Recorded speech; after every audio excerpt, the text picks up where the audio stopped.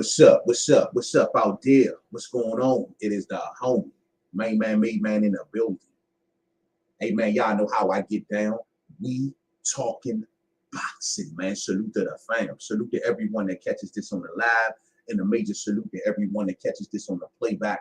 Thumbs up as you pull up. I repeat, thumbs up as you pull up. You already know. You know what I mean? What's up with everybody, man? It is fight day. I just wanted to come through for some last second words. Man, Joe, I'm really pumped up for the night fight fans. I hope y'all are too. I hope you're out there taking care of your errands, doing what you got to do. You know what I'm saying? Taking care of anything that wifey need to take, need you to take care of, or if hubby needs you to take care of, and just making all of your errands, wrapping it all up, getting it all out the way, get your food, you know what I'm saying? Get your little drinky drink, whatever you gonna do, get your leaves, you know what I'm saying? Roll up, everybody. Have a good time tonight, man, and definitely enjoy the fight, you know what I'm saying? Real spill, man. Hey, what's up, D-Lo? What's up, my main man, D-Lo 4-4 Boxing in our house. What's up, D-Lo? Tonight is the night. We get some answers tonight, man. We get some answers tonight. So, hey, man, this is a good thing, bro. This is a good thing. Salute to my brother, D-Lo 4-4 Boxing. Everybody that hears the sound of my voice, we already know that's fam right there. You definitely go check out D-Lo 4-4 Boxing. My main man, the voice of reason. Yes, sir. Zion, what's up, DJ Zion? Love, you ready, man? You ready, Zion? Man, we got you, man, Errol tonight. Ain't seen him in a while. We dying to see what he looking like out here, man. We dying to know. We dying to know, man. D-Lo say salute. I may not even catch any boxing tonight. My wife just threw me a curveball of epic proportions. Oh, man. Been there, bro. Been there. Know what you done. I know what hey, look what I went through last weekend.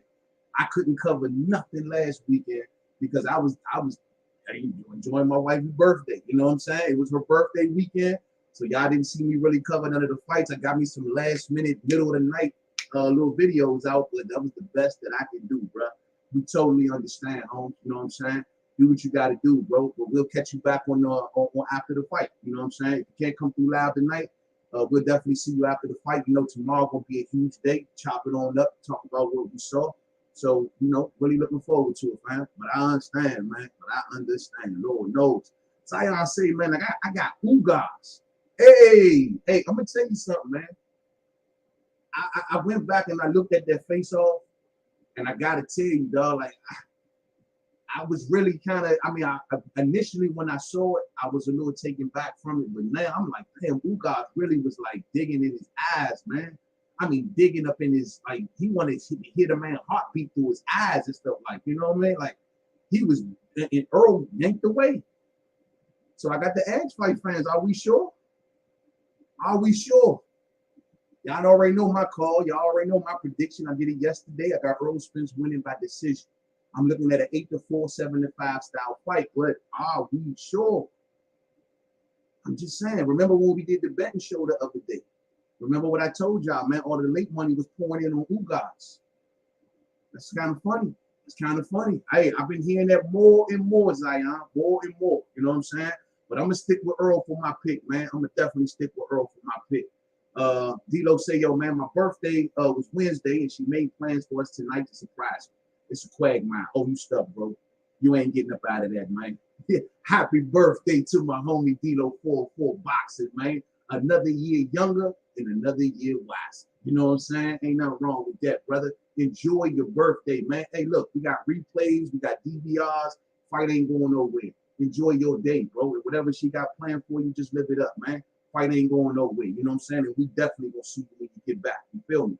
Yes, sir, man. Bruce Goes is in our house. What's up, Bruce? How you doing, bro? I know you ready for the night, Bruce. I already know, man. I already know. Salute to you, man. Salute to my brother, Mainman Mademan. We had the appetizer, now the main course. All day, bro. I cannot wait, man. I cannot wait. And I know what you're talking about, Bruce. You must be talking about that Conor Ben fight that just went off. I don't know if y'all caught it, fight fast. Conor Ben stops Chris Van Herden in the first round. The very first round. Numero uno. The first round. I knew this fight was going to go something like this. Chris Van Herden is beyond past it. It's beyond past his time. And I guess this is the best that Eddie Hearn could have came up with, during this time. Eddie got to do better. It's as simple as that.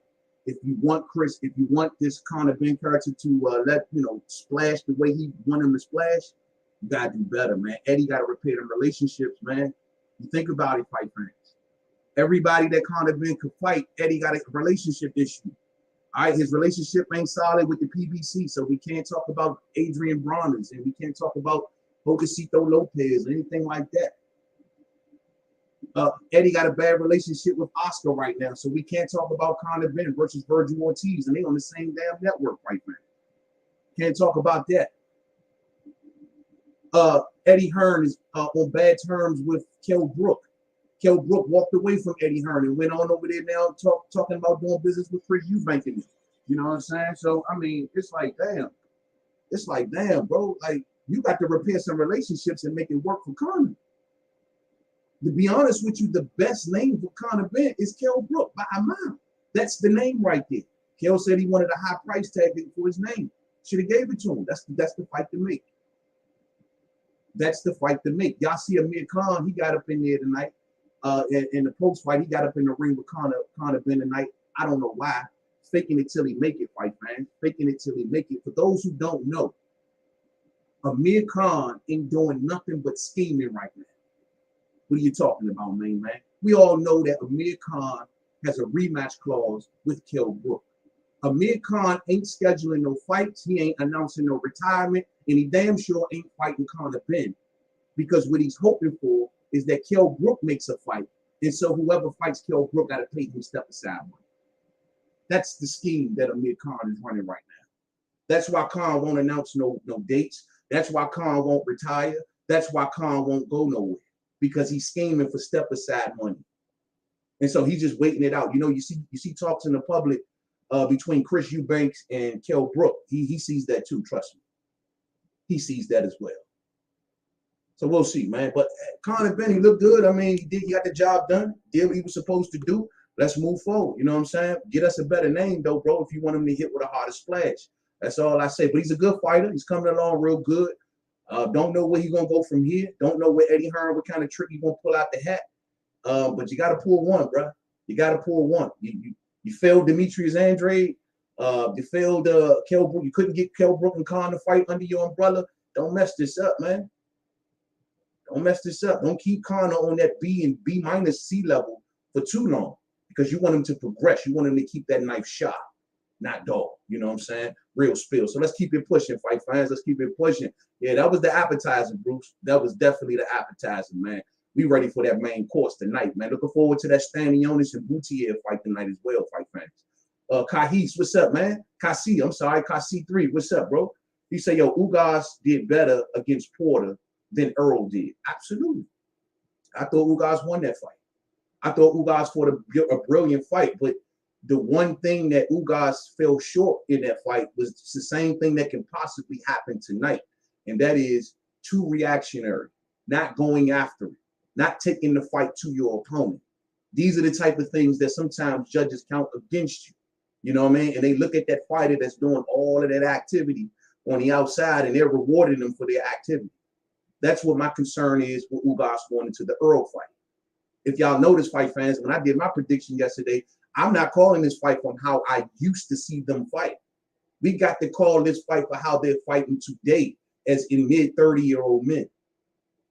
I know we all remember the Errol Spence from yesteryear, the shag, the unrelenting body attack, the constant volume.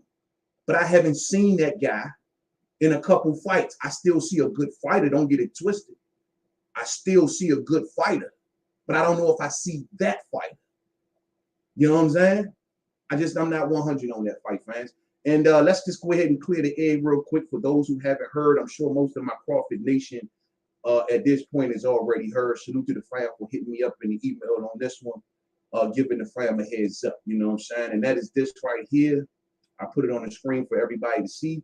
And that is, and I'm sure y'all have heard this probably by now, that is the sister of Terence Crawford, taking to her Twitter, letting it be known that Terence Crawford may not be at the fight tonight.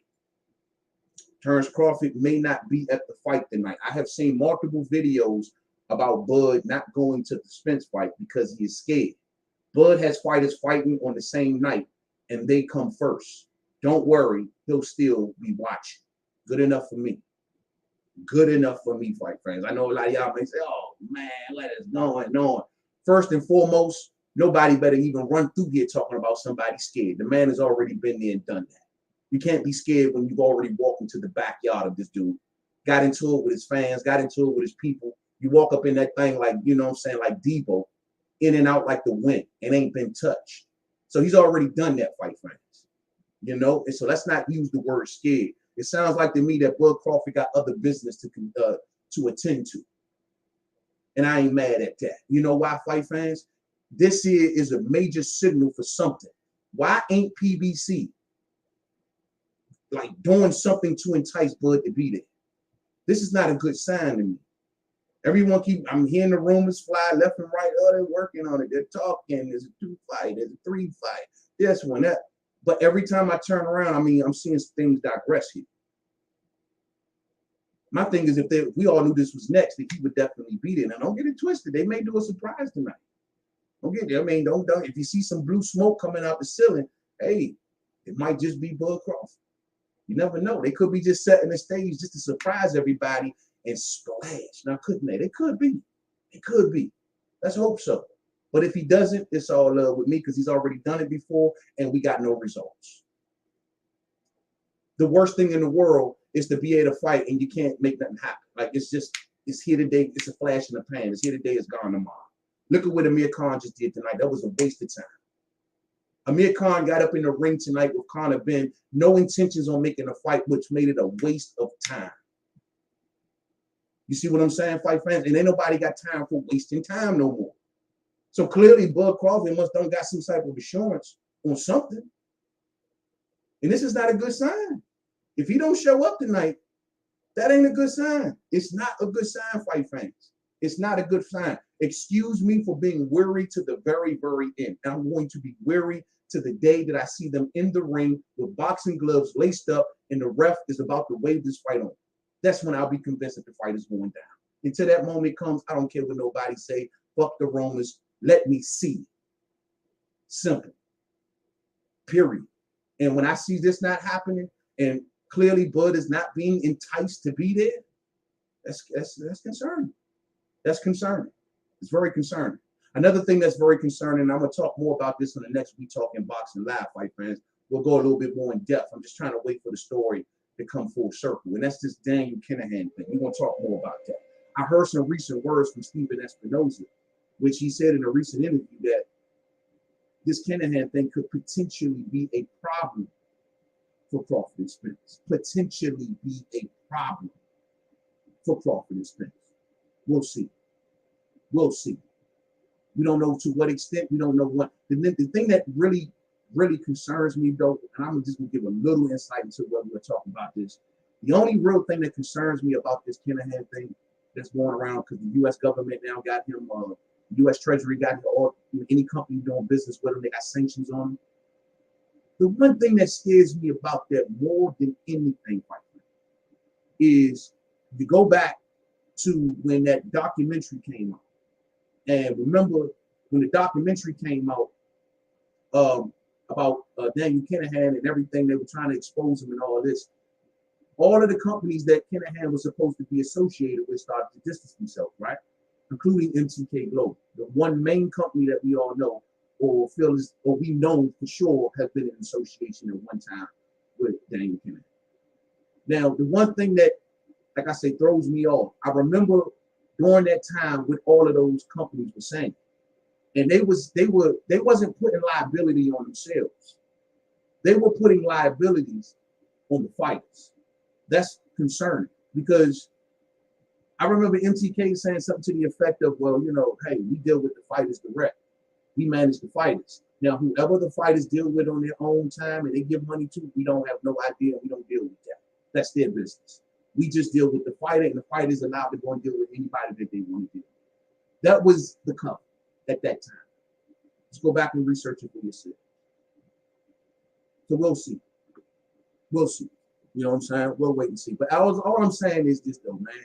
Tonight is going to be a great fight, though, fight fans. Let's hope everything works out well. Let's hope everything falls in place. Let us all be surprised. I don't want no bad news tonight. I want a hopefully celebration tonight. You know what I'm saying? And what do I mean by celebration is win, lose, or draw, both men give a great effort.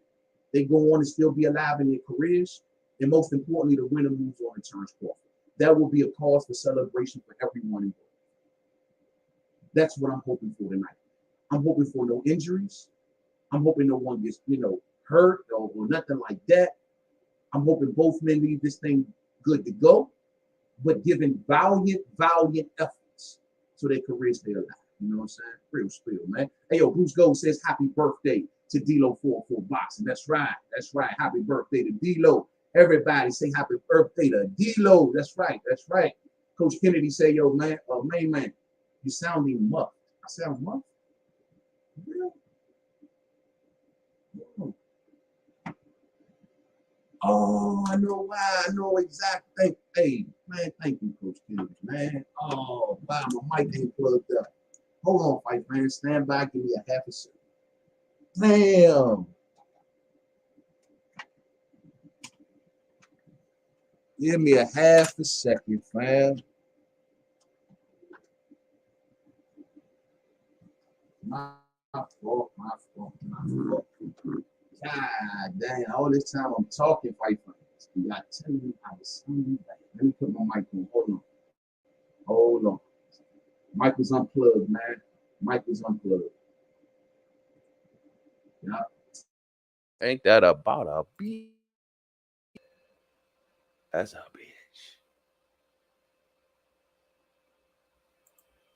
All right. Are we good to go now? Good to go now, fight fans? Let me know in the comment section, please, because I don't got my iPad right here beside me, man.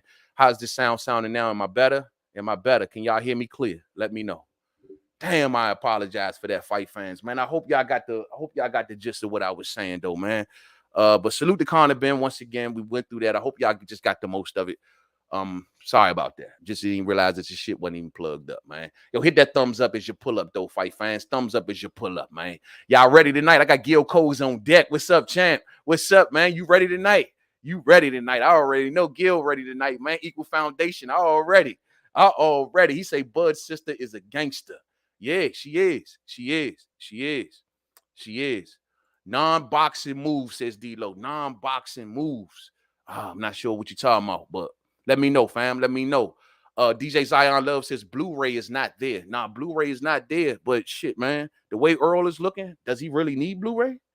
I mean, well, once we see the fight go down, right? But damn, the way he looking, it's like the best shape I've seen this dude in a while. In a while. I'm telling y'all, fight fans, I truly don't think we're going to get this body devastating punching no more. I just think we're going to get I think we're going to get a bit of a chess match tonight. First 4 rounds, fill out rounds. I think we're looking at that point about a 2-2 fight. The second set of 4. I think at that point it's still a back and forth fight. But I see Earl starting to run it up a little bit, maybe 3-1 in the next set of 4. And then in the last set of 4, maybe about a 2-2 again, making it a real close fight. Making it a real close fight. I think Errol Spence Jr. is going to work behind that jab. I think he's going to stay out of the range of the counterpunching of Yordenis Ugas. He's not going to give him anything. I think Yordenis Ugas is going to be forced to work a little bit more than he normally has to because he's going to have to come forward. Yordenis Ugas is not the best presser. You know what I'm saying? His feet are not fast enough to press properly. So when he presses you, he normally has you at that point vulnerable, and he can just kind of scoot forward and stay on top of you.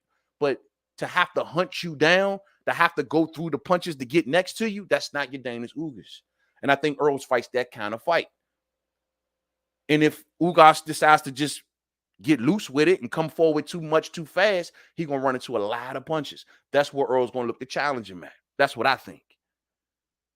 But I think that Ugas is going to have successes to Errol Spence Jr.'s body. I think he is going to have some successes on the inside with Errol Spence. I think a lot of people believe that Earl is going to be the better inside fighter. I think Ugas is going to slip and dip and counter and keep Earl from the inside.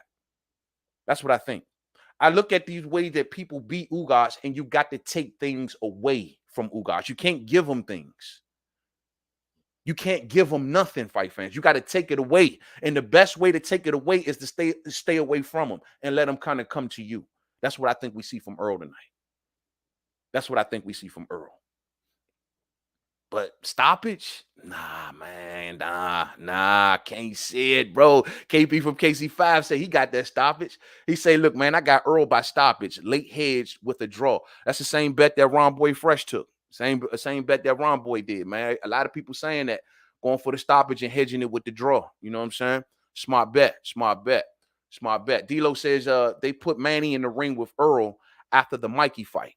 Both were with PBC, but no fight was made. They put Manny in the ring with Errol after the Mikey fight, and both were with PBC, but no fight was made. That's facts. That is very much facts. That's a scary thing, bro. That's a scary thing. It's a lot of fights on that side that ain't really been made, but that's a scary thing.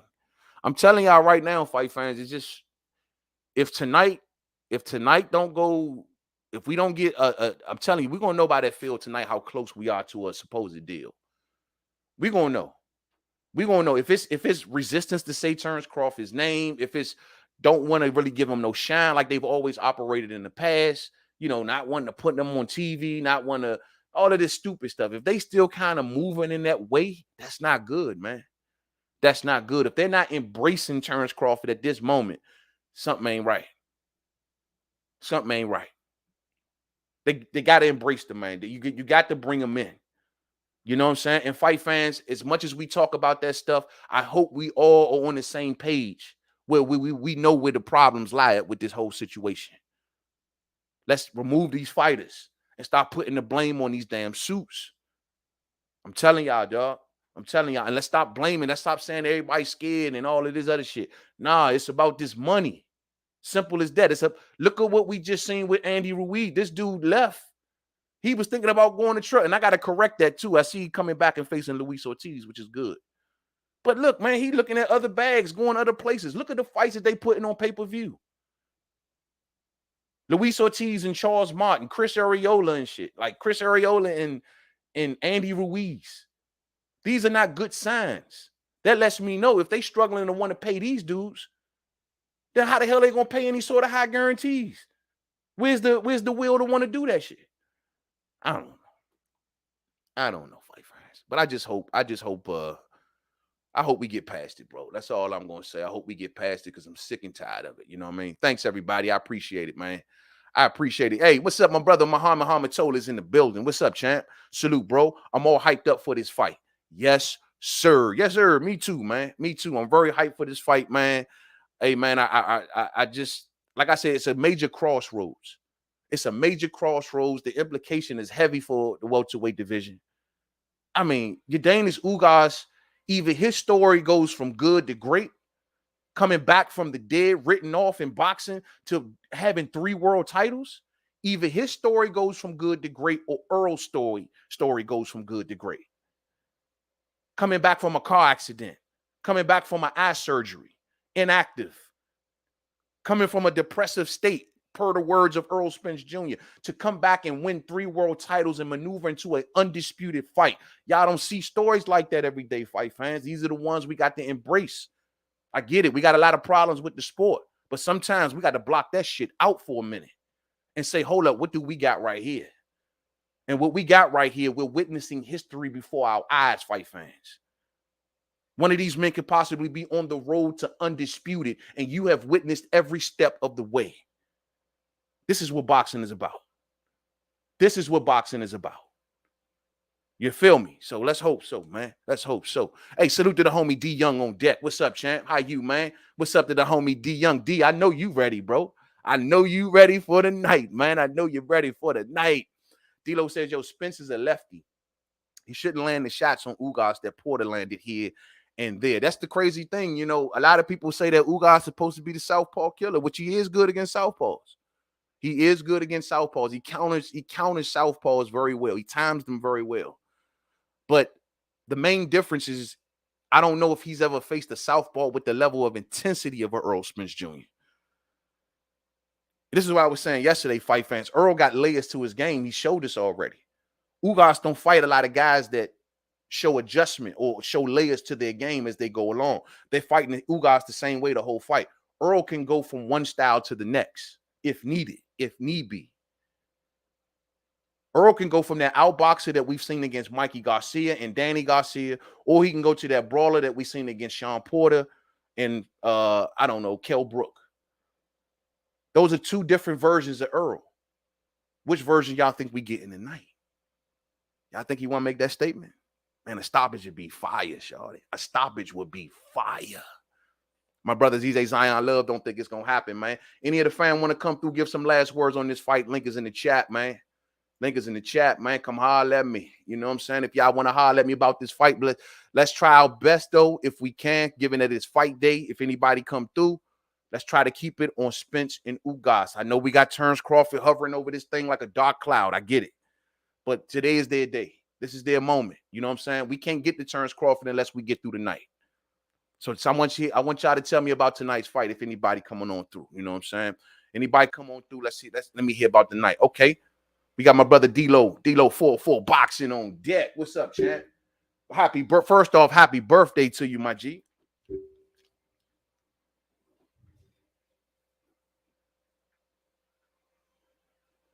D-Lo. Is he there? Can't hear you, bro. Is it me or is it D-Lo? Can y'all hear D-Lo in the chat? Oh, hold on. Hello. All right, there it is. D-Lo, you hear me? Yes, sir. There you go. There you go. Hey, man, happy birthday to you, champ. Happy birthday, man. Appreciate it, man. It was a good one. Man, you ready? I know whenever you do see this fight tonight, bro, what you think you're going to see tonight, man? What we going to see tonight? You think we getting that dominant Errol, that body first killer, or we going to get that outbox? I think we might get a hybrid. I think that having a fight, a smart, intelligent fight, I don't think he or Ugas can stay in the kitchen too long. You know what I'm saying? I think they got to be smart enough to know when to change it up a little bit. You know what I'm saying?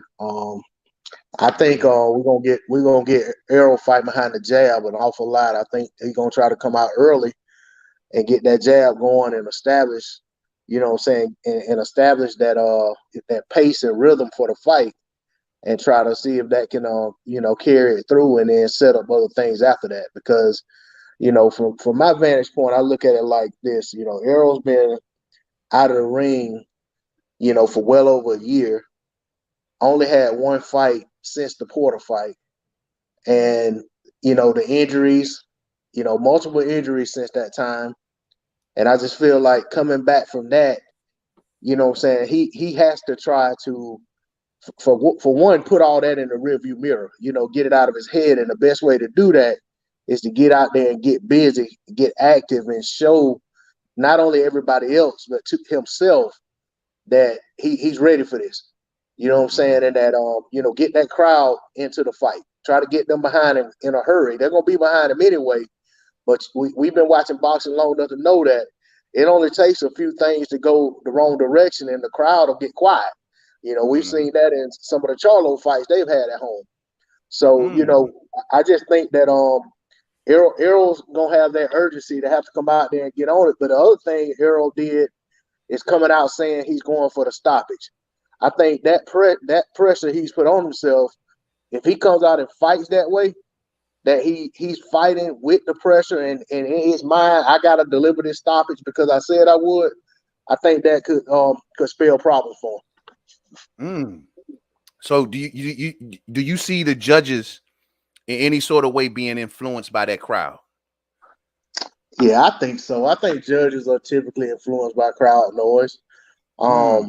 But it kind of that's why a lot of times in these type fights, the close rounds are gonna go to the house fighter or the fighter at home or the guy that's supposed to win the fight. I think Ugas, the rounds that Ugas wins on the scorecard he's gonna have to win those rounds very clearly. But I think he's capable of that. I think he's capable of winning some rounds clearly. It just will he win enough of them? Clearly, that's going to be the problem. And will he have those lulls that Ugas likes to take? That typically when he does that, his opponent isn't doing anything to really win the rounds either. But I think sometimes the judges just get disgusted with that and kind of just give it to the other guy for coming forward. So let me ask you this: is Ugas entering this fight 2 rounds down, given the Crawford fight?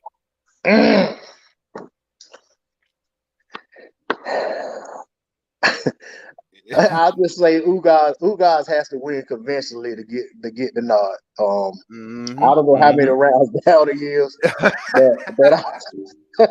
but I'll say not only do we have to win. Yeah, like I said, man, every round he wins, he's probably gonna have to win those rounds very clearly.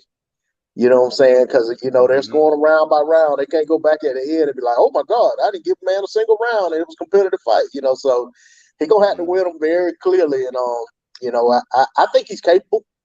I just don't know how many. You know what I'm saying? It's gonna be tough on him to win 7 clear rounds, and I'm not gonna rule out either guy getting a knockdown. You know what I'm saying? I think the way they fight, I think it's very possible that one or both of these guys may touch the canvas. It can happen. The way that these styles are, these 2 styles collide in the middle of the ring, it can happen. Because Ugas ain't moving much. Right, and it could be that somebody touches the canvas and it didn't count it a knockdown, because of the lefty versus orthodox. So a lot of times knockdowns are scratched as the feet got tangled. So even though somebody landed a punch, so it's interesting. It's interesting, man. It's definitely an interesting matchup. I can't wait to see it. Hey, what's up, D? What's going on, man? How y'all doing? Hey, what's up with you, man? Hey, before you get to cooking, bro, let me pose this question to you. Southpaw against orthodox fighter, right? Do we see a headbutt or a cut in this fight tonight? And will that change? Could that change the course of the fight? Oh, well, man, every time a headbutt get involved, if it's a nasty cut, it always could be ineffective. But I don't know, man. Honestly, I didn't really see too much clash with Ugas and Pacquiao, and I think both guys keep their heads kind of way. So I don't know. It's possible though, but I don't think it'll be a factor. So what you expecting to see tonight? Oh man, I'm expecting. Well, what I'm expecting is Earl to get the victory because, like I said before, I want to see the Crawford fight, and I think that if he wins convincingly, I think the suits will be confident to give him that. But if he tooth and nail this shit, I'm not quite sure. But I'm expecting Earl to box maybe the first 3 rounds and maybe keep Ugas on that stick. And if Ugas can slow the jab down and put the fight to Errol Spence, which I think the Salas team is doing, it's going to be an interesting fight, man. I think Ugas could lure him into a dog fight. And see, that's the thing, man. No matter which versions of Ugas that we saw, whether it was post-Silas or pre-Silas, he's still always kind of been a sucker for that jab. You know what I mean? That whether he's sitting down on his punches more or whatever, he's always been a sucker for that jab. And I can't think of almost a better jab at welterweight, aside from Errol Spence. Earl's jab is potent. But I say this: he's always been a sucker for jabs with orthodox fighters. With southpaws, he looks like he leads the fights a lot. If you look at, and I'm not saying Spence is Ray Robinson, but if you look at how he cornered off Ray Robinson, and Ray Robinson works with Bozy Ennis, Jerron Ennis' father, they predicate their fights off their jabs. And how he had Ray Robinson throw the jab, Ugas would counter it every time. So I'm not saying that for Spence's sake, I'm just saying that Ugas positions himself well with southpaw because that's who he fought in Cuba. That's right. Yeah, that's a major thing to look out for tonight, especially with Earl coming off the inactivity and the ring rust. The one question, though, fight fans, that we don't know, nobody gonna be able to answer is Earl's mental. You know what I'm saying? Do we know where Earl is at mentally? None of us probably. We see him what he look like physically. Man, looking good, looking like Adonis, look like he ready to go 24 rounds. You know what I'm saying? But where's he? Y'all think that mentally he's okay? Do we see Did we see any cracks in the mental game leading up to this, or does he look like mentally that he's fit? Let me take it back to D-Lo first, D, and then we're gonna come back to you. Hey, D-Lo, do you see mentally any cracks in Errol Spence Jr.'s game? I didn't. The only thing I'll say that I kind of, for one, I will say that Errol Spence Jr. initially came out talking about, giving Ugas respect and talking about, well, I hadn't man down anybody in a long time, and basically that Ugas is a formidable foe, and basically that he just wants to go out there and fight his fight and get the win. I feel like all of this stoppage stuff that he came out with over the last couple of days is coming from his fan base. I think when your fan base, if he's paying attention and they're running around talking about, if Errol was 50%, he could beat this guy, and this guy don't belong there, and this, that, and the other, and maybe Errol started listening to that stuff, and like that's what they expect from me. So I'm gonna go out here and do my best to get a stoppage because I'm supposed to be that guy. That kind of concerns me. But then the other thing that's on a different level, but I heard during that build up, that All Access, he was talking about leaving a legacy for his parents, and that was just interesting to hear. You don't typically hear someone talk about leaving a legacy for their parents. Most of us expect to outlive our parents, so that kind of made me a little concerned, and I kind of just chalk it up to, well, maybe because of that accident and things he's been through, that he just kind of thinks that it could be taken away from him at any moment. But I don't want to hear a fighter going into a fight talking like that. Yeah, I understand what you're saying. That does sound a little iffy. What about you, D? You see any mental concerns from Errol Spence Jr. going into this fight, first fight back in over a year? I mean, you see any sort of mental cracks, anything that's alarming to you, or no? I can say not really, but I do feel that he has nerves because he's been out 14 months. The car accident, another car accident, and the eye injury. It's definitely some nerves there. And to back what D-Lo said, I think he talking about this knockout shit to sell the fight mostly. And that's cool. And that's cool. And I get it, but he know what it is, and it's like I think if Errol we'll see his mental aspect tonight if he gets lured into that dog fight, and we'll see if that true grit of that dog comes out of him, which I'm expecting it will. But a guy that went through what he went through, we just never know. We can, and this is what people gotta understand. We could actually see a fighter age overnight, and this could happen tonight. That's very true. That could happen to either one of them. To be honest, yes, night. Sir. Yes, sir. But you know what though? I gotta say that the way Errol, because I know we always make fun of him, the chickens and the cows and stuff. But as far as him moving out and just seeing through All Access, him moving out to that ranch and getting away from like everyday life and the city life and all that stuff, I think that's a good move for him. Because if that's the thing that helps him calm down his lifestyle a little bit, I think that's the way for him. I think that's a good move, to be honest with you. I like it. Yeah, it might make him a better person and a better fighter. You know what I'm saying? Yeah. And I think Errol being that homebody, he's just that type of person. I think he's a humble guy on the inside. I think he just let this hype shit get to him, and those distractions on the outside get to him, man. Like Bud stays home. He's touchable in Nebraska, but their demeanors are different. You know what I mean? And I just think those two guys, they're the top guys at this sport, man. And I just think one of them just kind of took it for granted early, and he's trying to get it back, while the other one just eat and breathe this shit, man. And in this sport, man, you can't take this shit lightly.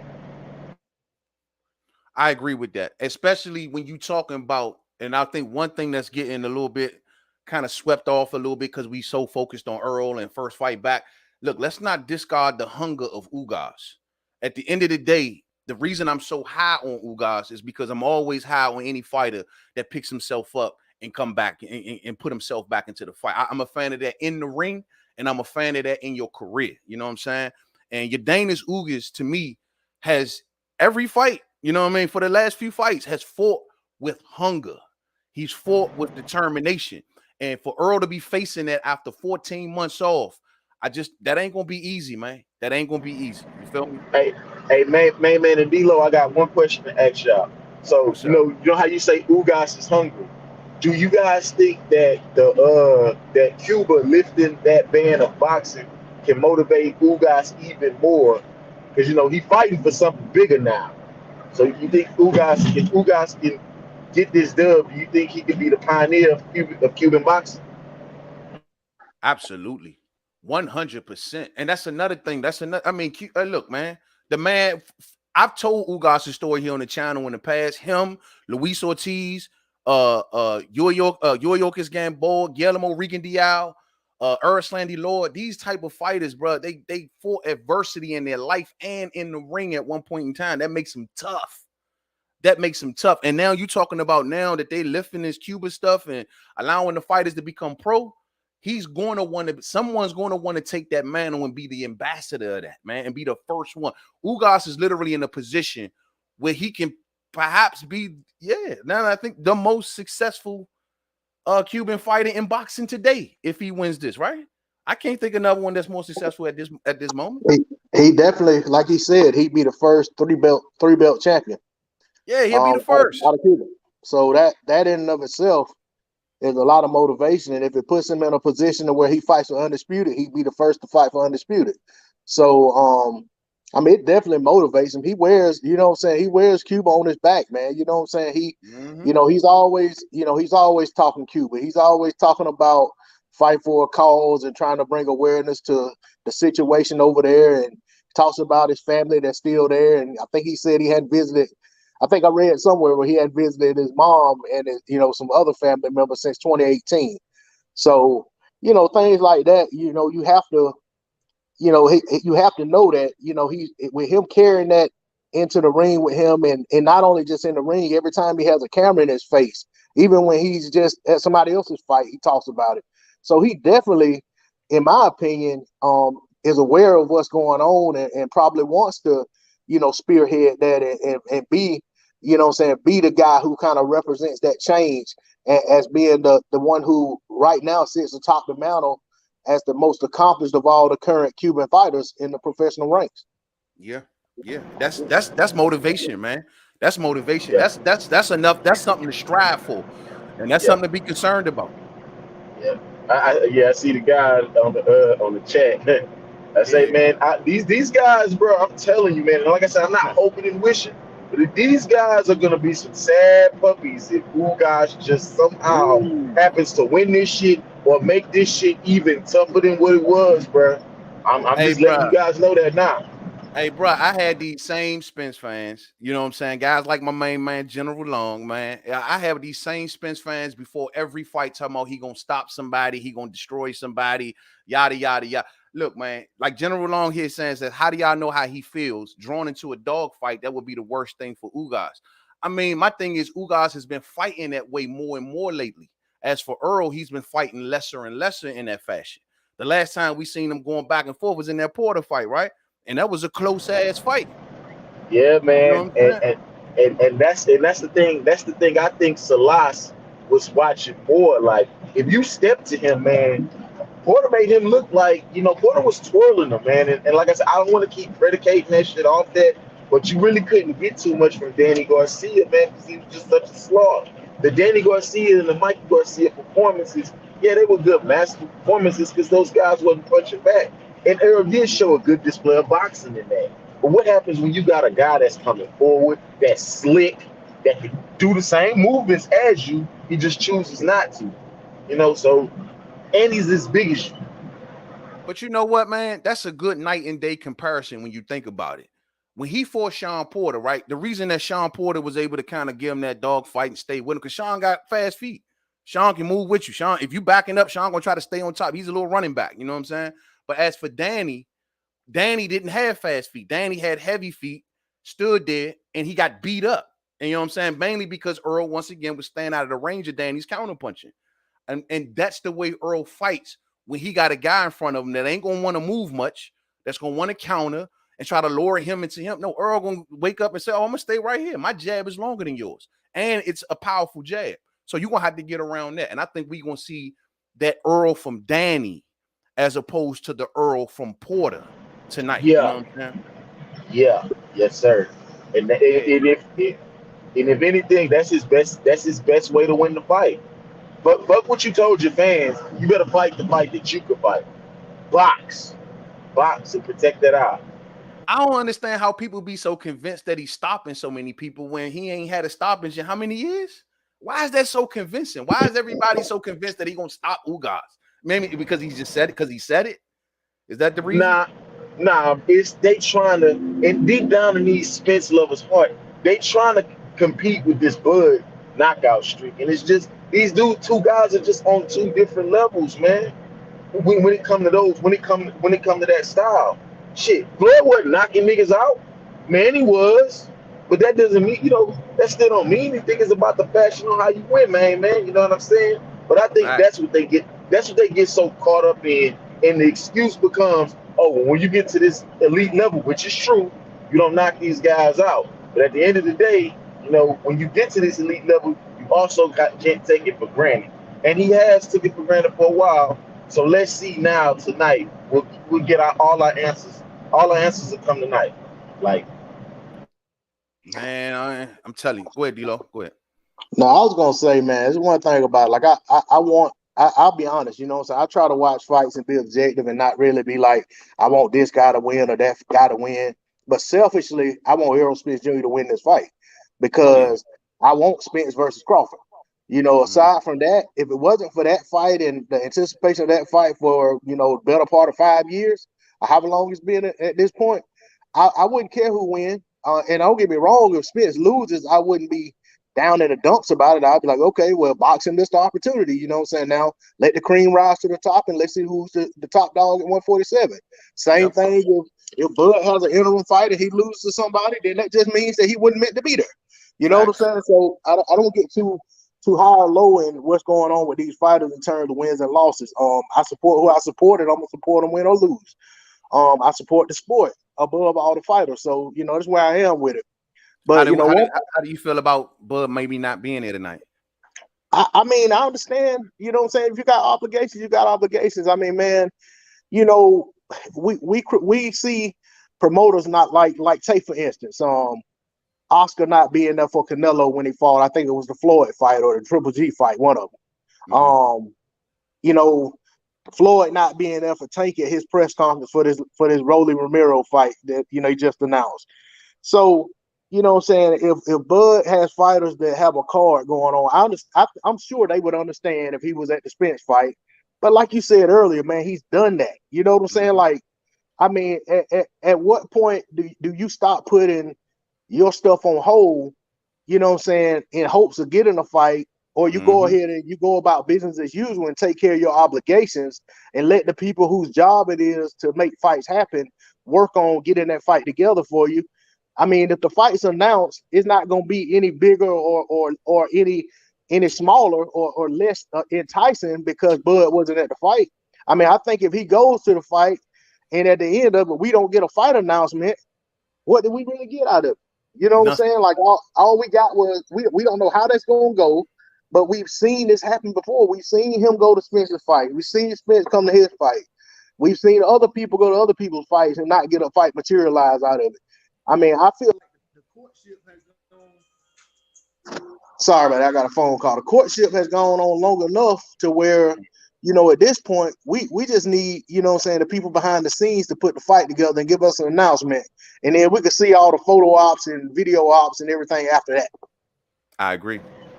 Yeah, I agree with that. I agree with that too. I mean, it's good for promos if he there, but at the end of the day, shit, he there regardless or not, man, because they've been putting that pressure on Errol Spence with the questions and everything. So, the media, shout out to the media, they doing their job, man. I'm glad. Only thing I just don't like is Derek James feeling so uncomfortable when that question asks. Hey, Derek James don't like no talk about Earl and Charlo. Did y'all hear that? Did y'all see that? Charlo resisting it too. You talking about he won $50 million. I heard him in the interview say that. But Derek James don't want to hear none of it. He don't want to hear. He's shutting He's shutting reporters down. Anybody that's trying to ask the question, he just, nah, it ain't gonna happen. It ain't gonna happen. Don't even talk about it. And to be honest with you, I'm glad he doing that, because we need to start shutting down this unrealistic crap. You know what I'm saying? If he would have just let that floated out there, trust and believe after this fight, oh, Earl can go and fight Charlo. It'll be the biggest fight in the world. They could do it for undisputed. Clearly, Derrick James is shutting that down right now. Let's not even go there. And I actually appreciate that. I like real shit. You know what I'm saying? Yeah, and it's not advantageous for Derrick James for that fight to happen. You know what I'm saying? Because even though they would only fight each other one time, it's not a guarantee that he don't lose one of his fighters behind that, because whoever he doesn't train, they don't have to come back. You know what I'm saying? It's kind of like when Rozier, he was training Derevchenko and Danny Jacobs, and they were fighting in the IBF for a vacant IBF championship. You know, he couldn't train both of them, so he stuck with the fighter that had been with him the longest. And I think Derevchenko did come back to him, but you know, there was no guarantees. You know what I'm saying? And then eventually he lost Jacobs anyway. You know what I'm saying? But I mean, and that wasn't because of that. But my point is that, you know, when he's training both of these guys and they have to fight each other, that means he has to train against the other guy. It ain't even so much about he's not training them; he's training against them. So, and depending on, I mean, think about it like this: if Derrick James trained Errol because he's been with him longer versus Charlo, and just say Ronnie Shields, Charlo went back to Ronnie Shields for the fight, and he goes out there and beats Errol Spence Jr. What if he say, well, man, I just beat Errol Spence Jr. I'm gonna stick with Ronnie Shields. I'm gonna stay over here. Exactly. You know what I'm saying? So you just don't know. And I just understand. I can understand why a trainer wouldn't want to, you know, unless they've severed the relationship, wouldn't want to train against one of his fighters anyway. So I can respect that position. I just don't like Derrick James turning into an accountant or a CPA. Every time somebody mentions Bud Crawford, he start pulling these fake numbers out of the air, talking about Sean Porter and Spence did 750,000 pay-per-view buys or whatever he said. Yeah, I remember that. I remember that. That ridiculous gate that he claimed they done, and Bud them didn't sell but 8,000 tickets, or so I just all kind of. I'm like, man, come on, man, just I respect when I can respect you more if you say I'm just a trainer, which is what he used to say. I'm just a trainer. I don't want to, you know what I'm saying? I don't have anything to do with that. But lately, over the last year or so, he done turned into, you know, he all of a sudden he got all the numbers in the back of his head, and you know what I'm saying, and he can remember them front to back, and he can instantaneously do math involving millions and numbers and all. I'm like, okay. Trigonometry, geometry, do it all at the same damn time. He about the same thing Ronnie Shields does. Whenever somebody would ask him about Jamal Charlo fighting Andre, Ronnie Shields turned into a promoter all of a sudden, or a manager. Hey, don't he? Oh, we're not going to 160. Yeah, I don't care what he said. No, we're not going to 168. We'll go for Canelo, but we're not going for nobody else. Yeah, Ronnie Shields is one of the best salesmen out there, man. One of the best sales. But you know, I'm gonna be real. Like I look at Terence Crawford like, look, bro, he's a serious type cat, man. Meaning that he probably tired of the smoke and mirrors. And for him not to go tonight, if he doesn't show up, if we don't get a surprise or whatever the case may be, it's something the deal ain't closed, man. Like he's going to be there if he knows that they're on the road to making something big like this happen. It just wouldn't make sense for him not to. And so that's just lets me know. I just think that he's a man of character. And if he's not going to be there, it could be a strong. Why would PBC tell him to stay away? Why would they tell him to stay away? You know what I'm saying? It just shows to me not good. It doesn't give me good vibes at all. You know what I'm saying? Yeah, and you know, and that's another thing too, man. With PBC trying to keep pushing that Keith Thurman shit, Errol Spence had to kind of clarify that tweet up. You know, it's just it just makes that's another thing that just feel like it's a monkey wrench. Oh, my bad. Just whoa. Hey, hold on. Hey, yo, we just added a couple more to the panel, man. We just added DJ Zion Love and my main man Lanah What's Thomas. good, man? What's up, y'all? What's going on, man? What's going on? Good night. What's up, man? Long time to hear from, man. Jeez. Yeah, yes, sir. I'm glad to have you on the panel with us, Zion. I'm glad to have you back, man. Hey, bro, you said you got Earl losing. I was shocked to hear that from you, man. I don't know the last time. Listen, man. the last 2 years, man, been very strange, man.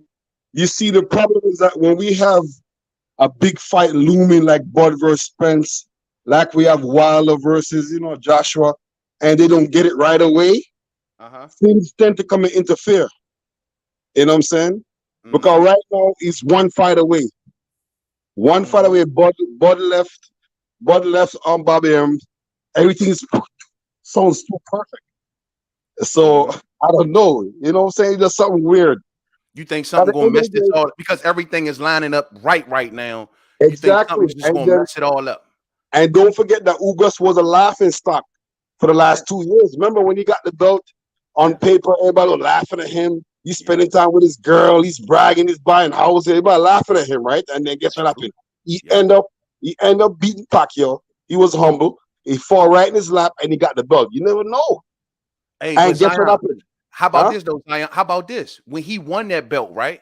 And you remember Yeah. he all of the criticism that was coming to him, did you see him hold his head down or get all No, sad? he He kept was on party social more. media partying and like forget the haters, Party forget the chilling. critics. Yo. Strong mental. You know what I'm saying? And Strong. that man is very spiritual. Yo, you see what he's praying to, man? Nah, Yo, I he ain't was see it. praying. Listen, that dude got his own statue in the corner. He's doing some heavy Cuban spiritual works, man. Yo, that dude is heavy, man. Yo, Yeah, some shit. Y'all go see tonight. yeah. Y'all go see tonight. I take him very seriously, man. I take him Hey, extremely seriously. like I said, he was a laughing stock. Remember, he had nothing. He had 4 fights. He was considered done. And this guy is humble. And he's not, he's chilling. He's going there. Remember, he's going there very relaxed. Spence is under pressure, man. Spence is at the Cowboy Stadium. Yeah, Yo, he's yeah. under some pressure tonight, man. That's Yo, a good point. yo, That's a good. he's like a curry goat on a pressure cooker, man. He's under pressure right now, bro. But you know what though? Here, the pressure to me is more so because look, this is the moment, but and this is something ain't getting covered enough. Either. This is the moment where Errol Spence can literally take the lead role at PBC with Of course. Deontay Wilder sitting down right now, and Tank Davis he coming, but he ain't all the way there yet. You know what I'm saying? Yo, that's what I'm saying. This can be the That's what I'm moment that saying. Earl takes the mantle as the head cat at PBC. Yo, that's what I'm saying. It's so much pressure. This ain't no normal pressure. And bodies in the wing undisputed. Yo, this ain't no regular pressure, bro. Come on, man. But like I said, but if my man win, it's fine. If anyone win, it'll be fine. But like I said, my man Ugas been a sleeper for 2 years, man. They sleeping on him, man. You don't He's write a fighters sleeper. like that off. You don't write those kind of fighters off. You don't do that, man. That man coming in there relaxed. He got his girl next to him. You know what Yeah. I'm saying? He's humble. He got nothing to lose, man. He Wow. already won. Remember, he got something about that they don't have. He fought and beat Pacquiao. They could never. I don't care how many belts Can't they take get. that They away. can't take Can't that. take that away from him. I You agree. can't take that away from him. So if he lose, it's just he beat Pacquiao, the man. You know what I'm saying? So no matter how many undisputed, whatever, they never gonna fight Pacquiao, man. That's the mentality he has, and nobody sees that. You know what I'm saying? Wow. Hey, Mm. let me get the homie Lana in here. What's up, Lana? How you, man? What's up with What's, you? what's going on, man? It's fight night. I'm Man, wake your ass gonna up. watch. Wake up, Yeah, man. Wake up, man. Wake yeah. up, man. I know. I'm Yeah. gonna watch this fight card. With Brandon Lee. He's one of the up and comers I'm Yeah, watching. it's on Showtime. It's on Showtime. 7 o'clock. So Huh? hey, It's on what your Showtime. hey, first off, hey Lana, let me just start with you because I gotta see what your answer is gonna be here. How you feel about Bud Crawford possibly not being there tonight? I would like him to be there. I thought that regardless, first of all, regardless of who wins, I thought that he should be there because he needs to be the fight for undisputed because I want to see the undisputed champion. So he needs to be there. Now I'm going to assume it's going to be Spence. So all this drama and stuff that's coming, he should be there. You know what I'm saying? But I think, you know, I see extremely like kind of like DJ said, but I'm on both sides because I see on both sides of the spectrum. You have people saying that Spence is going to go in there and obliterate him in like 5 rounds, and then you have other people who are out there and saying and underestimating Spence and his skill set and saying, "Oh, he ain't the same fighter, or he's not that good. There's not much difference." So I think that the truth is going to be somewhere in the middle. Like they say, I think he'll get a UD. I think he'll get a UD. Mm-hmm. He'll have a slightly easier time than he did against Sean Porter, and he'll earn a fair but convincing UD decision. Do That's what we I'm do gonna we go with. Huh? are we hearing any? Hey, do me a favor, everybody. Go on mute for me while I chop it up with Lenard. I'm gonna come on back around. Just go on mute. Everybody go on mute for a second. Hey, Lenard. So do we see any knockdowns into this fight tonight? Yeah, I say we said knockdown. I say Spence knocks him down once or twice. Cause like So his, you see the cause, knockdowns coming from Spence. yeah, I see it'll be a 1 or 2 knockdowns in the fight.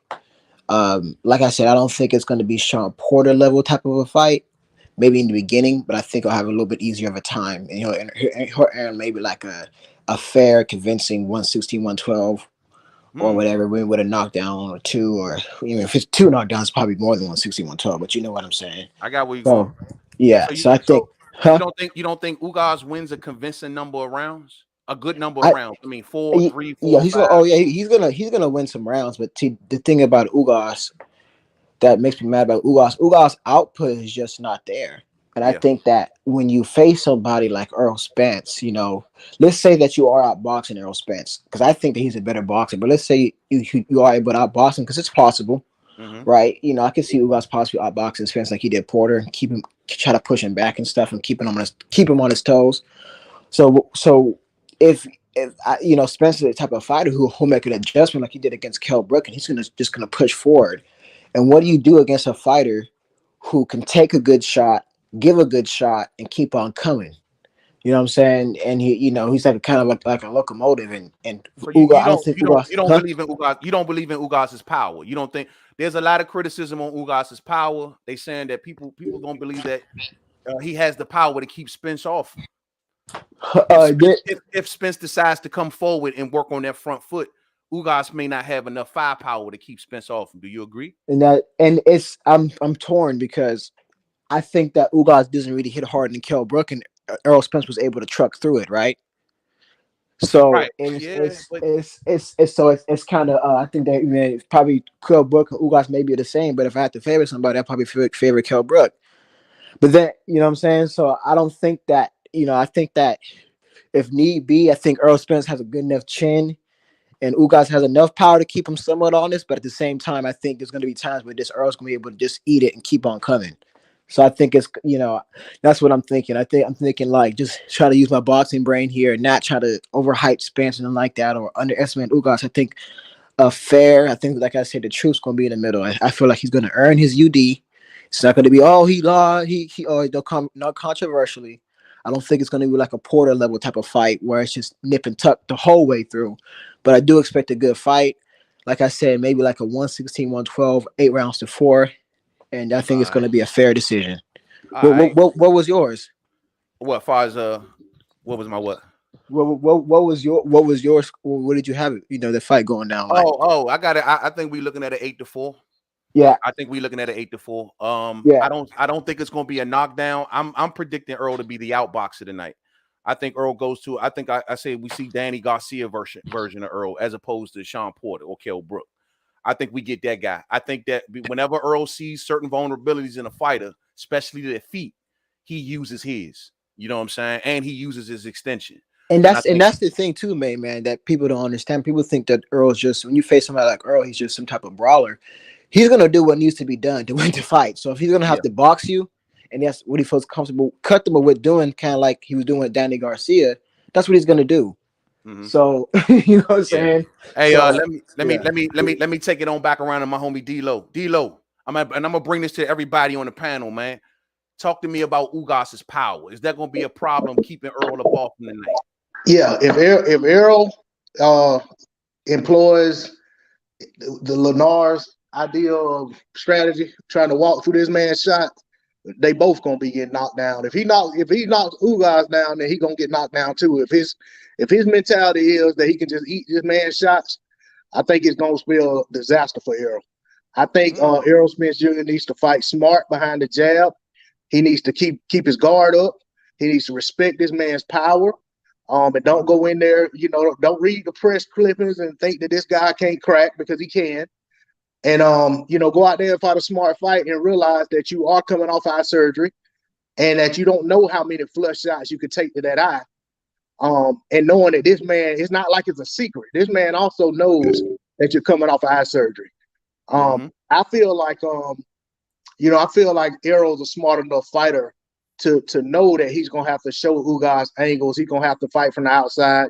He's gonna have to keep his guard up and get in there and mix it up to the inside, because if you can't be too predictable against a guy like Ugas. Ugas isn't a pattern fighter, in my opinion. I think Ugas is constantly changing what he does based off of what the looks that the opponent shows him. But then at the same time, he shows different looks to try to make the opponent do things that he wants them to do. So I definitely have a lot of respect for the man's power and his boxing ability. But I think that Errol Spence Jr. is the favorite for good reason. I feel like he should win the fight. I'm sticking with split decision. I feel like split decision, majority decision type fight. But I will say this about Ugas as an opponent. I heard the comparison to Kell Brook and things like that. But to me, I hear a lot of people say talk about Lamont Peterson as well. I'm gonna say this about Yordenis Ugas. I think Yordenis Ugas is Errol Spence Jr.'s best opponent to date when you factor in who he is and the circumstances.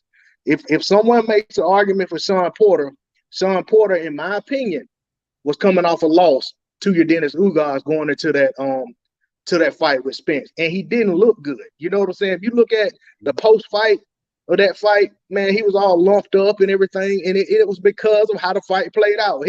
His look behind that after that fight was indicative of how the fight played out. And now we saw Ugas get robbed of a knockdown, in my opinion. I'm not trying to change anybody's opinion. That's how I feel. Yeah, okay. And D'Lo. Hold on, Jamal. I'm sorry, bro. Damn. All right. I'm sorry that you were done. I'm sorry. No, and then the other thing about Kell Brook. Okay, we talk about Kell Brook. I'm not just like I don't discount everything Errol Spence Jr. has going against him coming in this fight. His layoff from the accident, one fight since the accident, the eye surgery, and all of that stuff. I'm not gonna discount. I'm never willing to discount what Kell Brook went into that Errol Spence Jr. fight off of. The man was coming down from 160. That's two whole divisions. He had just had half his face beat in by Triple G. If you ask me, apples to apples, who would I rather my fighter be fighting? And if I had to bet the house, give me the guy who just had his face beat in and coming down two divisions versus the guy who's the most active fighter in the division of the top guys versus the guy who's coming off a career win versus Manny Pacquiao, and the guy whose only loss in recent memory was versus Sean Porter in a fight that was just as debatable as Errol Spence Jr.'s fight against Sean Porter.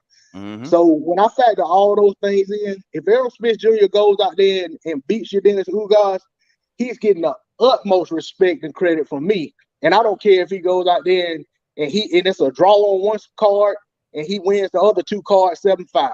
I'm giving him the utmost respect, and if he goes out there and knocks him out, I'm gonna act a fool. You know what I'm saying? Because it's something I'm telling you, I don't believe it's gonna happen. So he's gonna earn your respect. He already got my respect. I'm just saying I'm really gonna give him credit for what he went out there and done, because I feel like under all these circumstances, most fighters wouldn't be fighting a guy like Yordenis Ugas. And I hear people saying, well, that's because he knows Yordenis Ugas is a tune-up. Well, if you're such a special fighter that Yordenis Ugas is a tune-up for you, then that's saying something. Yeah, that's disrespectful, man. Ain't no professional fighter tune-up, man. Yeah, I'm gonna go to boxing. I'm gonna go to D Young next, and then I'm gonna roll on to my brother DJ Zion Love. I'm gonna pose the same question to you, D Young. And D-Lo just added another layer to this too. Two things, I guess. First off, Yordenis Ugas' power. How do you see that fan and keeping Errol Spence off him? And what D-Lo was talking about, how do you feel about, is Yordenis Ugas the toughest opponent for Errol Spence Jr. to date? Is D Young still there? Oh, we must have lost D Young. All right, well, I'm gonna move on to my brother DJ Zion. Zion. Yeah, man. Question. What's the question? All right, I'm gonna ask you, how does Yordenis Ugas' power, you think that is good enough to keep Errol at bay or keep Errol off him if he get him off him? Yeah, I think style make fights, and his knockout ratio is not that bad, but it's still a professional boxer. All it takes is one hit on the right spot of the body, and then you going down. You know, And I don't care who you are. You know what I'm saying? Ugas beats your body. He hits I you in the know, but shoulders. He'll hit you in the arms. He'll hit you anywhere. Ugas may target the eye. He's gonna go after the eye. Oh, the eye. Forgot about that. Yeah, exactly. They're gonna test the eye. Cause the Ugas coach talking shit. So they're gonna test the eye, but I think they're not gonna test the eye because Earl know that they're gonna test the eye. They're probably gonna beat the arms of the body. I don't know because wow. You think that eye's a target? You think it's a target? You think it's a target? They play mind games. They play mind games. Because the coach is saying, oh, he's not the same, he's going after the eye. But what I'm thinking, I think they're gonna go after the body. Because I don't care who you are, how much sit-ups you do. If you keep on working the body after a while, you're gonna slow your power down. You know what I'm saying? Spence got power. Right. My thing is, if Spence Yeah. starts to do too much overcommitting, right, and he's swinging hard shots, and you know Ugas got good upper body movement, and he's a That's good what I'm saying. and he's a good counter puncher. How many of those counter punches does Spence want to take if he's not as accurate? Yeah, and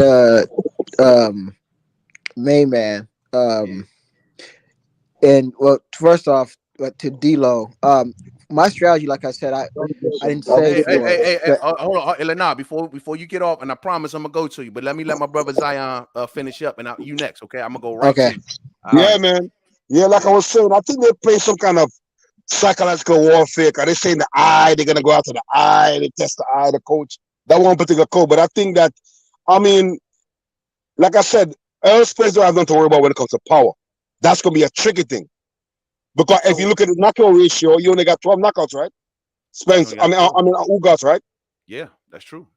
So that's dangerous because if I'm fighting somebody who got 12 people you knocked out and 27 wins, that's dangerous to sleep on that knockout thing because he might be the 13th. But hey, you know what I'm saying? But Zion, you know what's so deceptive about those 12 knockouts is the fact that a lot of those knockouts, he didn't have power like that early on in his career, but he's not that kind of fighter no more. Like the kind of fighter that would get only 12 now. If he was probably fighting the way he's fighting now, a bit early on in his career, he may have been a bit more successful. You know what I'm saying? Yeah, definitely. So I look at it like, bro, that don't look too much into the 12 because that's when he was a different fighter. That's how everybody getting gassed. Everybody getting gassed up with that. Oh, he only got 12. So he's gonna fold. You never know. That man got nothing to lose. That man coming from nothing to something. He was the most people laughed at him, slept on him, and he ain't got nothing to lose, man. All right. Well, I mean, last thing, what D-Lo was saying. Do you think that Yordenis Ugas is Errol Spence's toughest opponent to date? Say that again? You think that Yordenis Ugas is Errol Spence's toughest opponent to date? Is this the toughest opponent that he's dealt with in his career between Sean Porter, Danny Garcia, Mikey Garcia? Yes, anything after the accident, man, that's a tough opponent. I'm sorry. Anything after the accident, everybody's tough. Yeah. Okay. All right. Well, let me go to my homie Lena. Yeah. Lena, what did you have to say for D-Lo, Lena? Oh no, I was just saying that that my strategy wasn't for Earl to go in there and just take shots from Ugas like he can take it. That's not what I said. I was just saying that I do think his chin is durable enough where he can take some shots and just be able to roll with it. But no, not just completely go in there and just take shots from Ugas. Like I said, Ugas just has some pop to him. He does have some respectable power. Because remember he was making Sean Porter box on his toes, and Sean Porter he don't box like that, so he got something there. You know what I'm saying? I can tell by the way he punches, he got something there. He can keep off you. He can get your attention.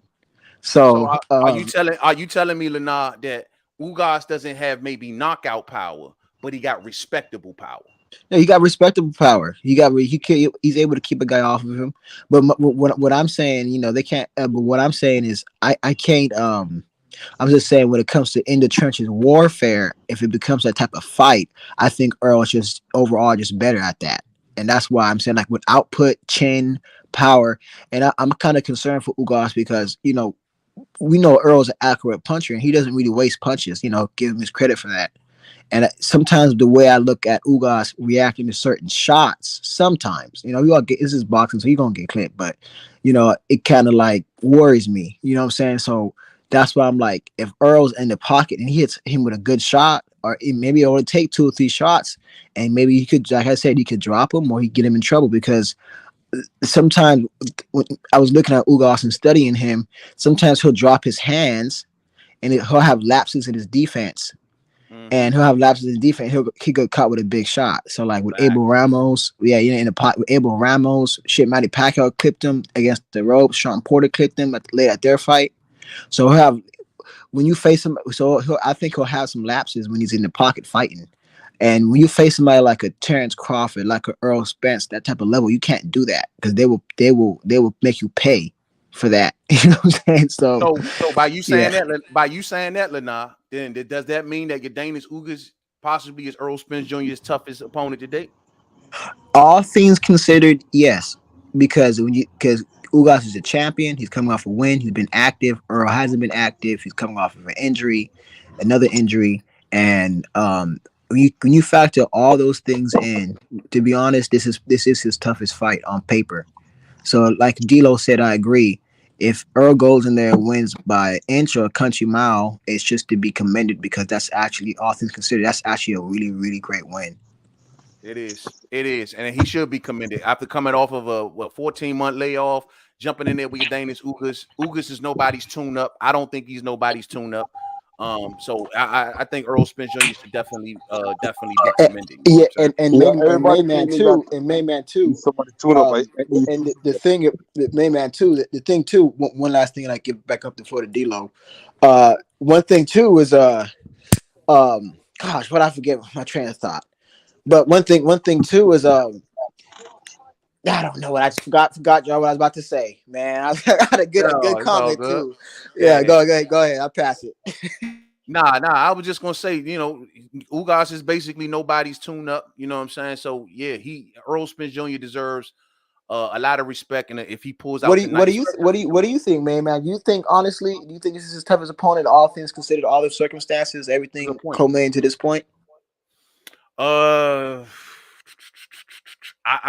it's hard to say because you ain't seen the fight yet, but style wise, I'll say maybe no. I still will say Porter probably was his because Porter's just that dude. Is just he don't give you a chance to think. He don't give you a chance to sit back and figure it out. Like you got to do it on the fly.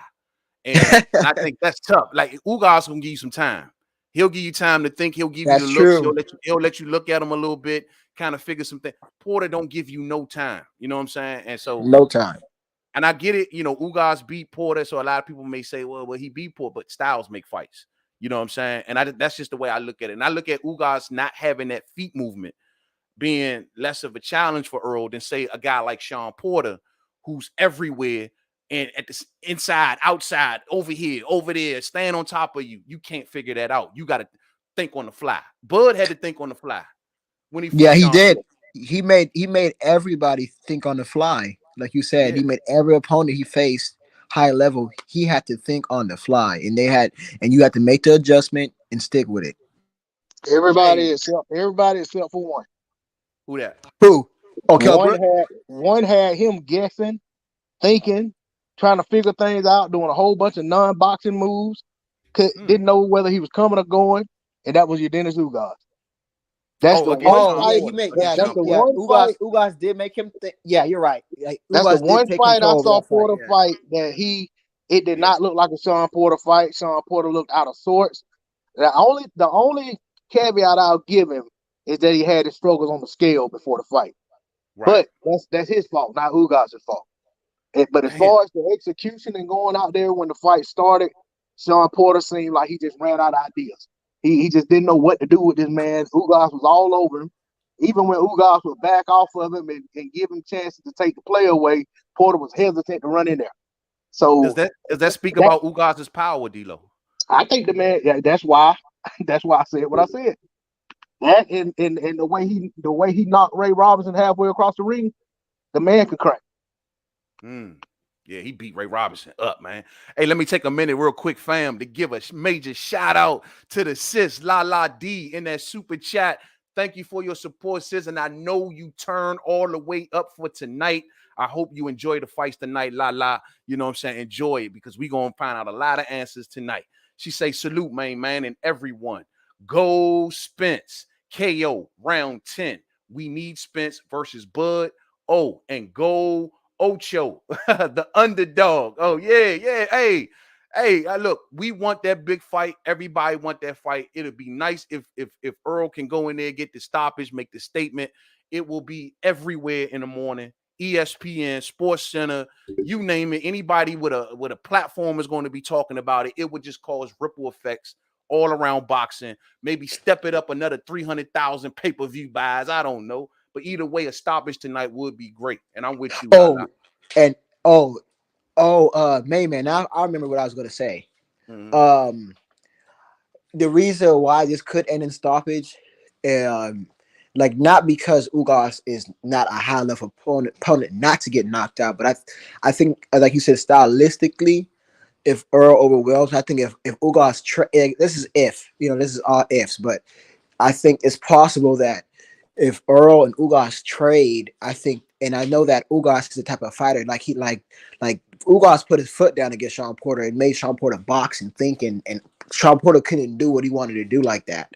Right. I think that if Ugas comes in, with sometimes his lapses of defense, I think that's the reason why a stoppage could happen, just because of the level of a puncher he's facing, the level of opponent he's facing, and I think his style could if he comes in too much, it could be to his detriment. You know what I'm saying? Hey, let me present this to the panel then. If that's the case, and salute to the homie L Dub Boxing on deck. What's up, L Dub? I already know you turned all the way up for the night, man. Hey, look, let me ask y'all this though, real quick, man. Damn, I just lost my train of thought, man. I know about the power. Now, I was saying that if he can make Sean Porter turn into a whole nother fighter, could he perhaps make Errol Spence turn into a whole nother fighter? If it Well, you ain't got to working, ask yourself the question: what is him being a whole other fighter?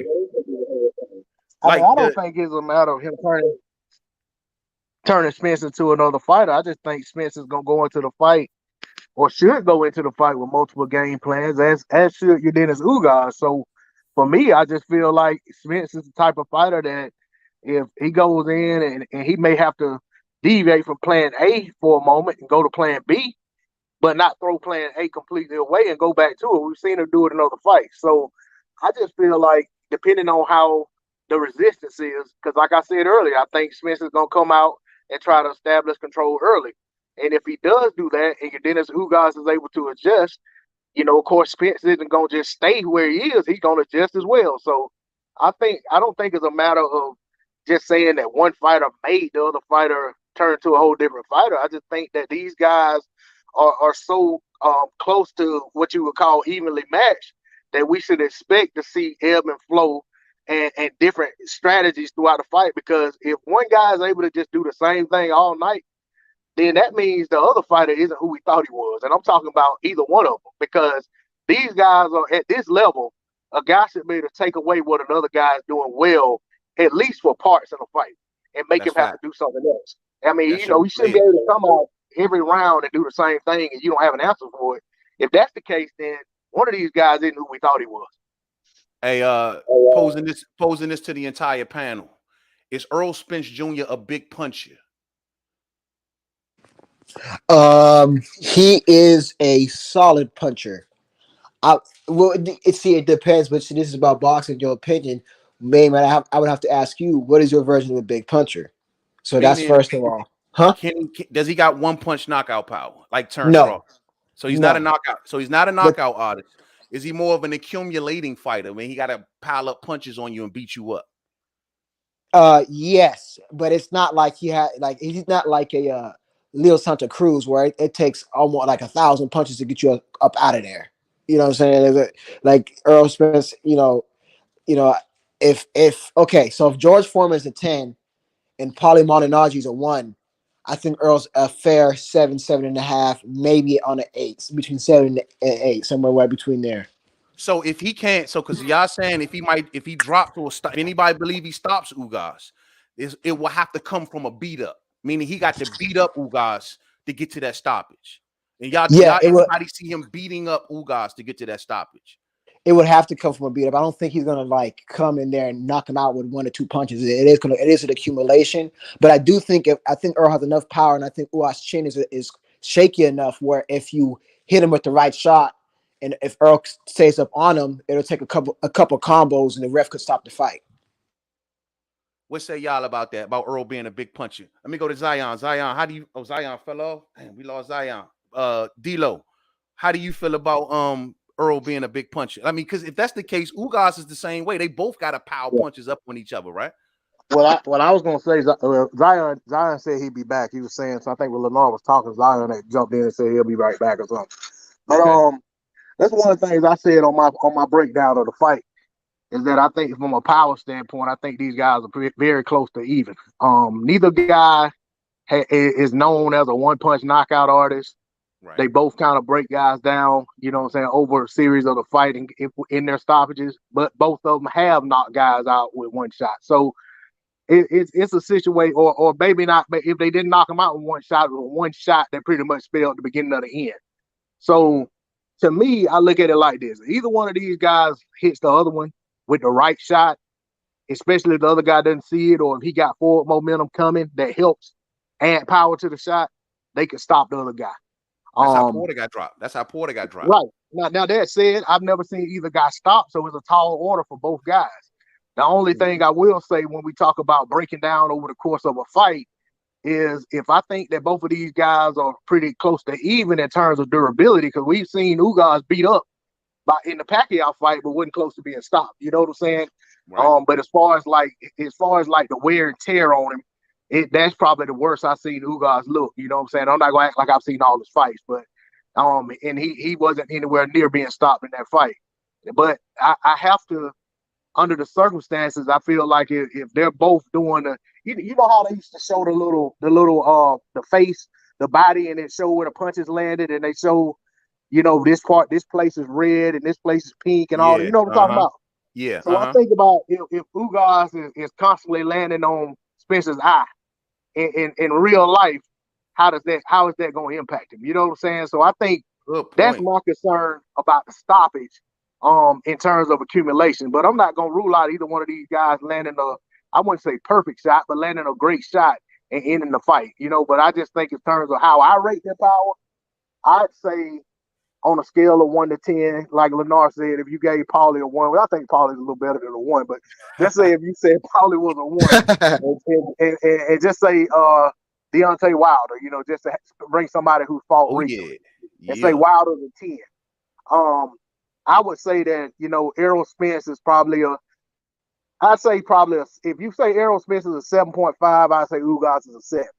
If I say Errol is an 8, I'd say Ugas 7.5. I don't think he's very far behind him, but I will slightly just edge the power to Spence. And the only reason, and on my breakdown, I said even, but the only reason in hindsight I'd have to edge it to Spence is just because he has far more knockouts. Wow, that's a good point. And ain't a lot of day like that. And that's a good breakdown, D-Lo. But the only disagreement is I would give if I give Errol Spence a 7.5 or a 7, I put a 1 point difference. I think being a 0.5 is a little bit low on my card, but I'll give a 1 point difference. So we're relatively in the same place when it comes to power. When it comes to yeah. I'm sorry to cut y'all. I just wanted to say one quick thing because I heard D-Lo just mention about targeting the eye, and that's something that Zion was talking about. And hold on, I think we got my brother Damone Daniels in the house. Damone, what's up, bro? Hold on 1 second though. 1 second. Hey, I one thing I want everybody clear on one thing too, health wise. Yeah, we may talk about Earl's eye, but let's not forget the fact that Yordenis Ugas still got had surgery done on that bicep. So both men technically are coming off some sort of medical procedure to a certain degree. Now, I don't know if it's going to affect their game one way or another, but let's keep in mind, because I don't know if y'all been looking at Ugas' arm. It ain't all the way normal yet. You know what I'm saying? Or I don't know if it ever going to be normal again. And I'm glad you brought that up, Mainman. I'm glad you brought that up, Mainman, because if I'm Spence, I'm in my corner, if I'm the opposing team, Negro, if you're going to target my eye, I'm going to target your arm. If you're going to leave me one eye, I'm going to leave you one arm.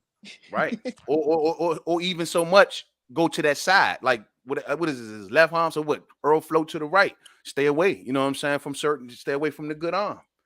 You know what I'm saying? Hey, Damone, what's up, bro? I know you ready for the night, Damone. What say you about tonight's fight, man? Hey man, I'm excited, man. As far as the injuries, man, hey man, the doctors cleared them. As far as I'm concerned, they're 100%. They've been cleared. No excuses. Yeah. No excuses. No eye, no bicep. Because if his eye wasn't clear, if it wasn't good enough, he wouldn't have been cleared. Same thing with Ugas.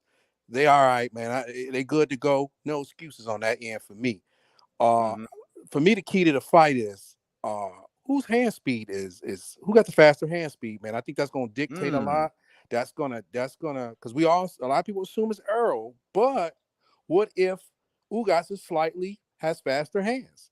We don't know until they get in there. I think Ugas, his arms, man, they say 69 inches, but if you've seen that picture with him and Errol, man, his arms is almost to his knees. That's false. I done talked about that how many times. I don't believe that. Yeah, his arms is long, man. They look real long, man. They don't look like no 69 inches, man. So because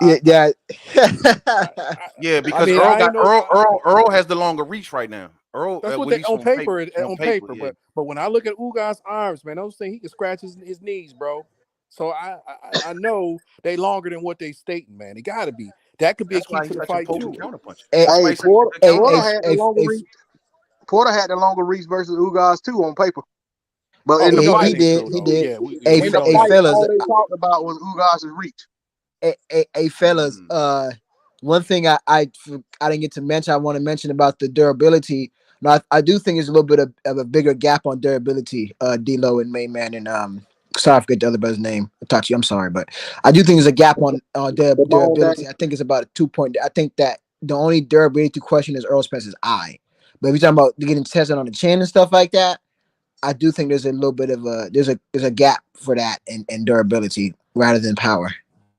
Hey, let me run off Lala's comment real quick. She say, hey, and man, Spence is meaner and has more dog in him, I think. If the skill sets are close, that gives Earl the edge, right? At Mainman. Yeah, if the skill sets are close, I think when it comes to they real close. And I will say that Earl could be a bit meaner. The only concern about it is I haven't seen that meaner in a couple fights. That's my concern about it. Like, is it going to show up? He wasn't Killer Instinct style against Danny, in my opinion. And in Porter, he tried, but he just really still wasn't. He didn't really go after Porter and wipe him out like we see Terence Crawford do. So, yeah, I'm not saying he ain't mean, but I just don't know what level of mean still exists, especially since everything that he been through. You know what I'm saying? But, I think Ugas' dog is being underestimated. Ugas is a dog, bro. I don't know. He just so reactionary. I feel like Earl can get 3-4 punches off before Ugas. Let me ask you this: what do you consider being a dog? What do you consider being a dog? What is y'all meaning of a dog to me? What is that? To me, a dog, Damone, a dog is somebody who's going to keep coming forward no matter what. That's what a dog. And then whether you're losing or winning, you're going to try to win the fight. Grit? You mean like some grit or something? Grit. I don't think Ugas lacks in that though at all. No, he doesn't. It's just volume and intensity with Ugas is the issue. Like Earl is a more volume and intense fighter. Like he takes it up a level. You know what I'm saying? He was that. Well, yeah. Because to me, Earl is like I say, Earl is the biggest mystery of this fight. Now we know what Ugas gonna do. We know what he's gonna do. Earl is he gonna come in there as a 6 or 7 version of Earl, or is he gonna come in there at a 9 or 10? That's what we don't know. Let me ask y'all this: Is Earl from Danny Garcia good enough to beat tonight's Ugas? That Earl could lose. I think he gassed out against Danny. If people didn't realize that, he gassed out. I think that even if that version of Earl, I think that's still be enough to beat Ugas. But he could lose enough to beat Ugas.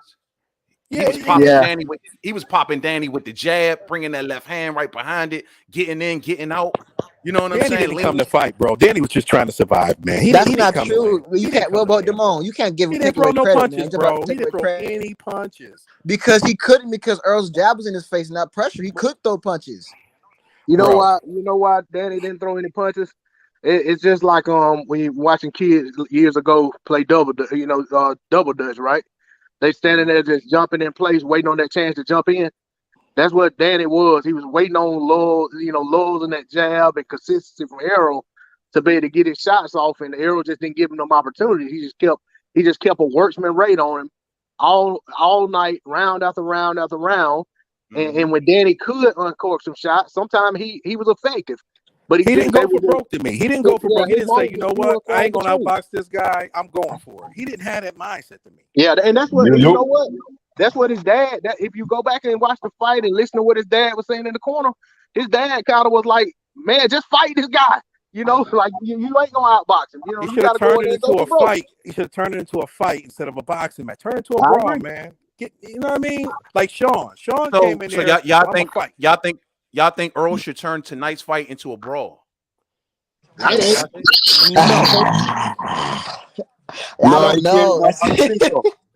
You can't. Yo, that's a bad idea. That's a bad idea. If he turned that into a brawl, remember not. He doesn't. At the end of the day, he cannot follow the critics. A win is a win. A win is a win. He's been in an accident. Just get the W, man. I don't care if it's a split decision. I don't care if it's a robbery. I don't care how you get it. You got to go get the win, man, and move on. You need the bank and don't get caught. I don't care what you call it. You know what I'm saying? He should keep it simple and let the brawl come. Let the knockout. Don't brawl and be trying to please the media. No, he's not. These guys ain't heavyweight. You know what I'm saying? I 100% agree with you, man. I 100% agree with you with that. Yo, it's all about the win, man. It's all about the win. I'd rather him brawl Crawford for the undisputed than brawl my man for one belt. That'll make no sense. The problem with a brawl is that I feel like if Earl get the missing, Ugas gonna make him pay. Yes, that's what I'm trying to say. He's basically giving Ugas the fight. You fight the way he wants. This is his first Cuban fighter he's fighting. Yeah. There you go. There you go. To me, surprising. Ugas is the bigger fighter. Ugas is bigger than Spence, bro. I wasn't surprised. I've always felt like Ugas was bigger than Spence. We don't know if it's the first Cuban fighter he fight. Yo, that's gonna be an issue because Pacquiao was the same thing. He wasn't prepared for a Cuban fighter. I don't think he ever fought a Cuban fighter. Ugas so you never know. Southpaws really well too. So you got to factor that into it. He's comfortable. Some Havana, baby. Wow. Fidel Castro camp, man. Fidel Castro camp. It's a whole different ballgame right there. He comfortable with the Southpaws though, man. Ugas is all at home against Southpaws. We got to factor that in too. I think D'Lo said it best. You go back to that Danny Garcia fight.